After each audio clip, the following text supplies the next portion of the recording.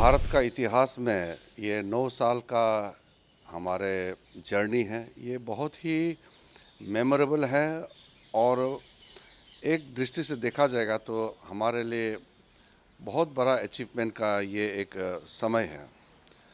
9 साल पहले हमारा देश का क्या हालत था और आज 9 साल के बाद में मोदी जी के नेतृत्व में जो सरकार चल रही है, उसके बारे में एक आकलन अगर करेंगे, अगर डीपली स्टडी करेंगे तो आपको फ़र्क बहुत अच्छी तरह से नज़र आएंगे। आजकल पॉलिटिकली बयानबाजी करते करते में असली जो विकास हुआ है वो छूट जाता है और किसी लोगों को तो गुमराह करके वो जो असली मुद्दा है उससे लोग भटक भी जाते हैं। मैं अगर पिछले 9 साल के जो टेनियर है मोदी जी के नेतृत्व में हमारी सरकार चल रही है, मोटा मोटा देखा जाएगा तो हम अर्थव्यवस्था की दृष्टि से 11वीं पोजीशन में थे, 11th पोजीशन। आज हम दुनिया का 5वीं सबसे बड़ा अर्थशक्ति बन के उभरे हैं और अगले 2-3 साल के अंदर में हम दुनिया का तीसरा सबसे बड़ा इकोनॉमी बनने जा रहे हैं। और ये अचानक ऐसा हुआ नहीं है। हर वक्त इकोनॉमी का हर पहलू को देखते हुए जो निर्णायक फैसला और निर्णायक कदम उठाए गए हैं, उसके वजह से जो रिफॉर्म हुआ है, जिसके वजह से ट्रांसफॉर्मेशन हुआ है इकोनॉमी में, इसलिए हम आज दुनिया का सबसे बड़ा इकोनॉमी में से एक बन गया है। अगर आप थोड़ा सेगमेंट वाइज करके देखेंगे तो सबसे पहले तो इंफ्रास्ट्रक्चर, हमारा देश का इंफ्रास्ट्रक्चर आज के दिन में आप देखेंगे, चाहे वो रेल हो, चाहे वो रोड का हो, चाहे एयरवेज हो, चाहे वो टेलीकम्युनिकेशन के दृष्टि से भी हो, हर दृष्टि से गांव दूर दूर तक सब जगह इंफ्रास्ट्रक्चर बन गया है। अब जब आप हाईवे में चलते हैं तो आपको फ़र्क अपने आप नज़र आता है कि 9 साल पहले क्या हालत था और 9 साल के बाद हम कहाँ पहुँचे हैं। मैं जैसे अरुणाचल प्रदेश आता हूँ, हम सपने में भी नहीं सोचते थे कि हम इतना जल्दी हमारा वहाँ एयरपोर्ट बन जाएंगे और दिल्ली से हम सीधा अरुणाचल पहुँच जाएंगे 3 घंटे के अंदर में। ये सब चीज़, ये जो 9 साल में जो हुआ है, 9 साल बिल्कुल कमाल का हो गया है एक दृष्टि से। फिर आप युवाओं के बीच में जाकर के देखिए, टोटल चेंज माइंडसेट, एक पॉजिटिव माइंडसेट, एक कॉन्फिडेंट माइंडसेट आपको देखने को मिलेंगे। जैसे कि स्पोर्ट्स में आप देखिए, मैं खेल मंत्री भी रहा हूँ। पहले हमारे जो खिलाड़ी हैं वो जब ओलंपिक्स में जाते थे, एशियन गेम्स में, वर्ल्ड चैम्पियनशिप, कॉमनवेल्थ में जाते थे, तो हम बिल्कुल वो जो कॉन्फिडेंस जो चाहिए था वो बिल्कुल हम में नहीं होते थे। हमारा खाने पीने का व्यवस्था, हमारे जो कपड़े का स्टैंडर्ड्स या जो भी बैकअप सिस्टम था वो खंडित था, बिखरा हुआ था, कोई ऑर्गेनाइज तरीके से नहीं होते थे। अब हमारा खिलाड़ी जब बाहर में जाते हैं तो फुल्ली कॉन्फिडेंट होकर जाते हैं कि हम जीतने के लिए आए हैं। खेल में हार जीत होते हैं, लेकिन ये जो कॉन्फिडेंस है कि हम जीतने के लिए आए हैं, मेडल लेने के लिए आए हैं, ये कॉन्फिडेंस फिर से देखने को मिला है और एक स्पोर्टिंग पावर हाउस के रूप में भारत उभर के आ रहे हैं। पिछले ओलंपिक्स में, टोक्यो ओलंपिक्स में हमने 7 मेडल जीत करके रिकॉर्ड भी बनाया।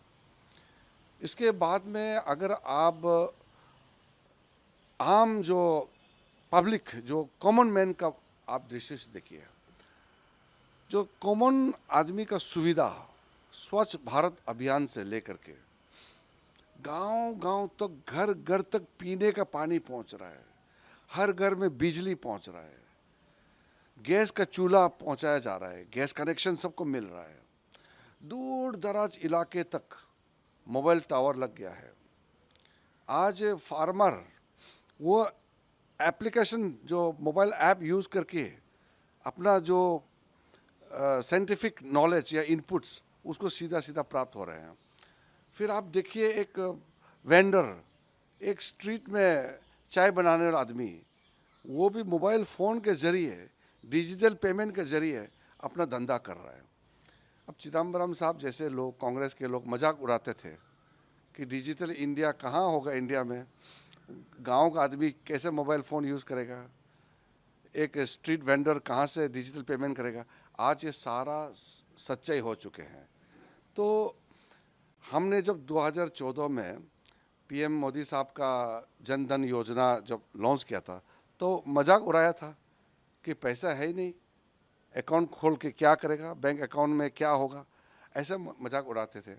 आज उसी बैंक अकाउंट में डायरेक्ट बेनिफिट ट्रांसफ़र सीधा अकाउंट में जमा हो जाता है। पहले तो अगर आपको 400 रुपया सेंट्रल गवर्नमेंट का कोई बेनिफिट मिलना है तो 400 रुपया प्राप्त करने के लिए आप बीडीओ के पास जाओ, जेई के पास जाओ, पीडी के पास, फिर जा कर के कागज़ पत्र के लिए हालत ख़राब हो जाता है, तो आपका समय बर्बाद और उसमें खर्चा हो जाते हैं। आजकल एक बटन दबाते हैं, अकाउंट में पहुंच जाते हैं। तो आम लोगों का लाइफ ट्रांसफॉर्म हो चुके हैं। कॉन्फिडेंट इंडिया का आज पूरा स्वरूप आप देश भर में देख रहे हैं। दुनिया में आप जाइए, किसी भी देश में, अब मंत्री एमपी छोड़ दीजिए, एज एन इंडियन किसी भी देश में आज जाइए, मोदी जी का नाम लेता है और इंडिया का नाम लेता है। मैं तो विदेश कितने बार गए हैं, मैं लगभग 155 देश घुमा हुआ हूँ। मंत्री बनने से पहले जब हम बाहर जाते थे एज ए एमपी या एज ए नागरिक के हिसाब से जाते थे, लोग सोचते थे कि इंडिया से आया है तो ये नौकरी के लिए आया होगा या कोई बड़ा कंट्रीब्यूशन देना तो है नहीं इंडिया से, ऐसा एक हमको नज़रअंदाज करते थे। आज जब हम कहते हैं कि हम इंडिया से आए हैं तो लोग कहते हैं कि वाह, इंडिया जो आज एक उभरता हुआ शक्ति, एक ग्लोबल लीडरशिप का रोल प्ले करते हुए मोदी जी का एक नज़रिया वो दुनिया देखता है कि इंडिया का जो प्रोग्राम पॉलिसीज़, ये इंडिया का विज़न है, वो विश्व के लिए बहुत लाभदायक रहेगा। ये सारा चीज़ जब देखने को मिलता है तो हमको प्राउड होता है। आज दुनिया में सबसे पॉपुलर लीडर नरेंद्र मोदी जी हैं, ये कहने से मैं बीजेपी का है सिर्फ नहीं, एज एन इंडियन, एक भारतीय होने के नाते फ़ख्र होना चाहिए। ये तो कोई पार्टी का विषय नहीं है।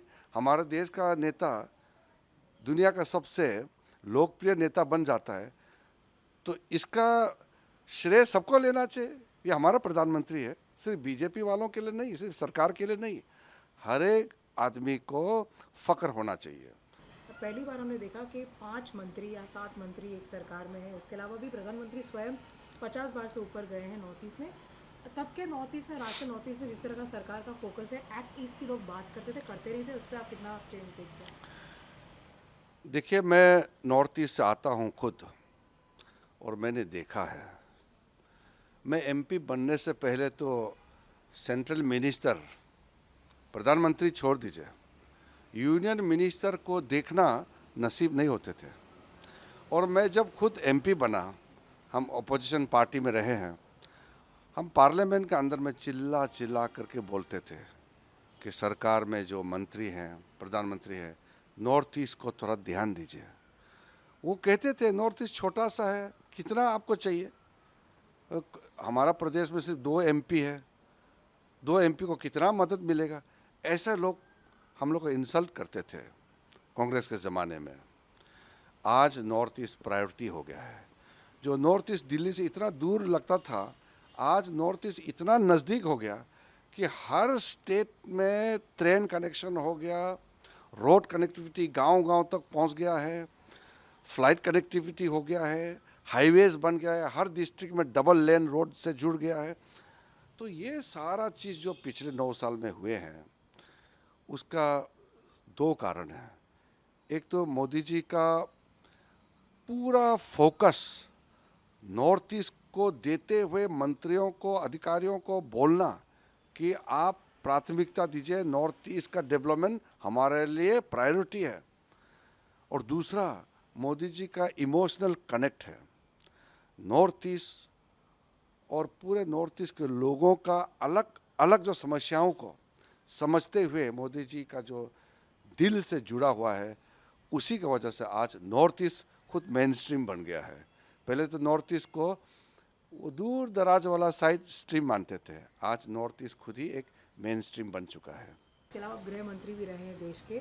बॉर्डर इंफ्रास्ट्रक्चर पे, क्योंकि एक एंटनी ने खुद कहा था कुछ बॉर्डर इंफ्रास्ट्रक्चर को लेकर पहली बार अपने पार्लियामेंट के एक स्पीच में, जी, उस पर कितना थ्रस्ट रहा है, और जो आपको कहा गया है कि लगातार आप बॉर्डर एरियाज में जाइए, वहाँ के लोगों के साथ समय बिताइए, जानिए कि उनकी रियलिटी क्या है।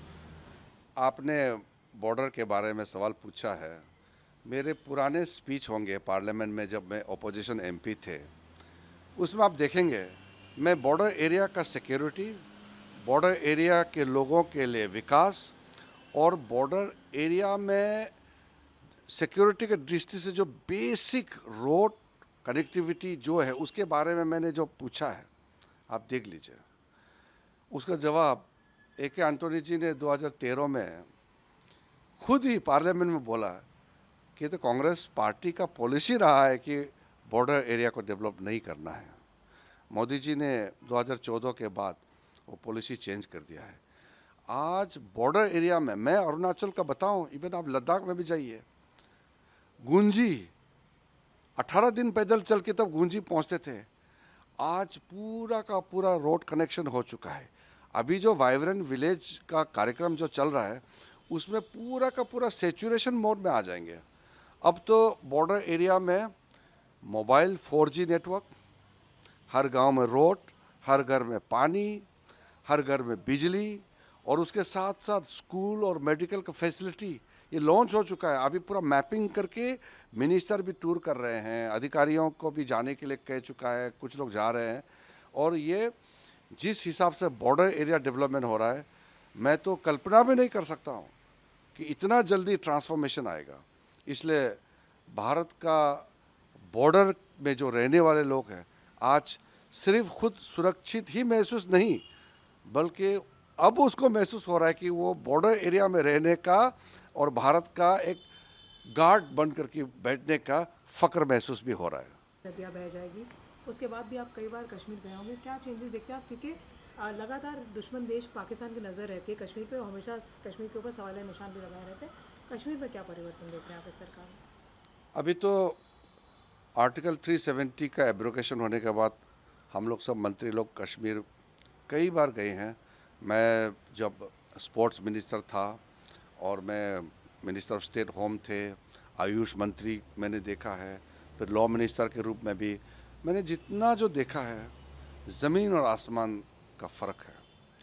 पहले कश्मीर जाते थे तो लगता था कि ये तो सिर्फ ज़मीन हमारा है, लेकिन वातावरण अपना नहीं लगते थे।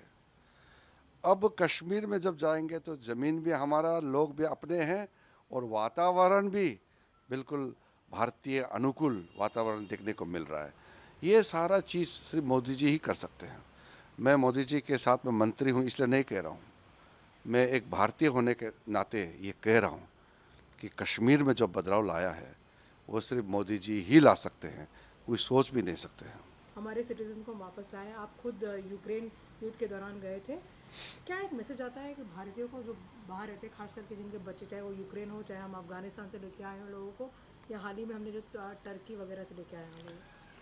आपको एक फ़र्क पहले के समय में और मोदी जी के प्रधानमंत्री बनने के बाद नज़र आएंगे कि अब कोई भी भारतीय है, चाहे अमेरिका में हो, चाहे अंटार्कटिका में हो, या कहीं भी हो देश विदेश में, आज कॉन्फिडेंटली कह सकते हैं कि मुसीबत में फंसेंगे तो बचाने वाला भारत सरकार है, मोदी जी है। मैं खुद यूक्रेन युद्ध के शुरुआत में जब हम वहाँ 8 दिन तक अपने भारतीय छात्राओं को इवैक्यूएशन के लिए गए थे, तो मैंने देखा है किस तरीके से प्रधानमंत्री जी ने अरेंजमेंट किया, वहाँ के देश के नेताओं के साथ, वहाँ के प्रधानमंत्री से बातचीत करके, व्यवस्था करके, और कैबिनेट मंत्री को वहाँ भेज के फिर पूरा हम लोगों का निगरानी में सारा ऑपरेशन को चलवाना और पूरा लगातार दिल्ली में प्रधानमंत्री जी मॉनिटर करना, एक एक हमारा छात्रा फंस ना जाए, एक एक लोगों का ध्यान रखना, इतना बारीकी से जो करना है, ये मुझे लगता है कि किसी और प्रधानमंत्री ये सोच भी नहीं सकते हैं जो मोदी जी ने किया है। ये कितना बड़ा बूस्ट होगा, क्योंकि लगातार आपकी सरकार और आप कहते रहे कि हम $5 ट्रिलियन इकोनॉमी की तरफ आगे बढ़ रहे हैं। ये तब की हालत है जब पूरे विश्व में रिसेशन चल रहा है। पहले जब हम लोग स्टूडेंट थे और बाद में पॉलिटिक्स में आए और जब हम विपक्ष में थे, तो भारत का इकोनॉमी को लेकर के लोग मजाक उड़ाते थे और कहते थे कि इंडिया में तो कोई इस तरह का कोई कमाल तो कर ही नहीं सकते हैं, और दुनिया ग्रो करता था और इंडिया जो है पीछे रह जाता था। अब दुनिया जो है पीछे रह गया, भारत आगे निकल गया। इस वक्त दुनिया का सबसे तेज़ी से आगे बढ़ने वाला हमारा देश का अर्थव्यवस्था बन चुके हैं। जब इंडिया को कहते हैं कि fastest growing big economy of the world, तो कितना अच्छा लगता है ना। और इसके लिए कोविड के समय में जो मैनेजमेंट किया, और कोविड जैसे इतना भयानक महामारी को हम संभाल के इतना तेज़ी से फिर इकोनॉमी को आगे ले जाना, ये तो कमाल का मैनेजमेंट है। ये जो प्रूडेंट फिस्कल मैनेजमेंट और वेरी इंटेलिजेंट इकोनॉमिक आपका सारा अरेंजमेंट जो किया है, उसी का नतीजा है कि आज हमारा अर्थव्यवस्था इतना सही रास्ते पे चल रहा है। अरविंद केजरीवाल कुछ कहते हैं, ममता बनर्जी कुछ कहती है, कोई और नेता कुछ और कहते हैं। क्या लगता है क्यों विपक्ष क्यों इस कोशिश में जुड़ी हुई है कि एक साथ जुड़ जाए 24 से पहले? ये जितना भी आपने नाम लिए हैं कुछ पॉलिटिकल पार्टी के लीडर्स हैं, वो देश को आगे बढ़ते हुए देख ही नहीं सकते हैं। वो तो ये सोचते हैं कि देश को नीचा गिराना है ताकि मोदी जी गिर जाए, लेकिन मोदी जी गिरने वाला नहीं है, क्योंकि उसके पीछे 140 करोड़ भारतीयों का आशीर्वाद है। और ये जो अपोजिशन पार्टीज़ जो अपने अपने फैमिली, अपने अपने एक बिरादरी को आगे प्रमोट करने में लगे हुए हैं, इन लोग से देश नहीं संभाला जाएगा। इन लोगों से हम कोई उम्मीद भी नहीं रखते हैं। और देश ने देख लिया है कि भारत को विश्व में एक ताकतवर देश के रूप में हम स्थापित करना है और सबसे आगे ले जाना है, तो मोदी जी के नेतृत्व में ही हो सकता है। आप लगातार सवाल भी पूछते हैं। आज फिर राहुल गांधी विदेश गए, आज फिर उन्होंने कुछ टिप्पणी की प्रधानमंत्री को लेकर। कहा कि प्रधानमंत्री को लगता है कि उनको सब कुछ पता है, पर उनको कि वो किसी को कुछ समझा नहीं सकते। सबसे पहले तो श्रीमान राहुल गांधी चाहे देश में हो चाहे विदेश में हो, उसका एक ही काम है कि मोदी जी को गाली देना और देश को बदनाम करना।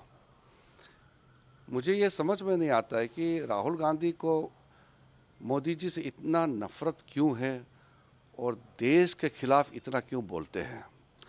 उसको इतना मालूम होना चाहिए कि इस देश ने उसके ख़ानदान को सब कुछ दिया है, सब कुछ हम आम आदमी सोच भी नहीं सकते हैं। उसके परिवार को इतना सम्मान दिया है, फिर देश को क्यों इतना बदनाम कराते हैं। और एक आम आदमी इस देश का प्रधानमंत्री बन गया तो वो राहुल गांधी बर्दाश्त नहीं कर पा रहे हैं। और उसका भाषा और जिस शैली में वो बोलते हैं, उसको लोग आजकल कोई सीरियसली लेता नहीं है। सिर्फ जो हमारा देश का खिलाफ काम करने वाला एक गुट है, एक ग्रुप है, एक गिरोह है, वो प्रमोट करते रहते हैं राहुल गांधी को। देश के लिए सोचने वाले, देश के लिए मर मिटने वाले, भारत देश के लिए कुछ काम करेंगे सोचने वाले राहुल गांधी और ये जो कुछ लोग हैं, इनके बातों पे कभी भी ध्यान नहीं देते हैं।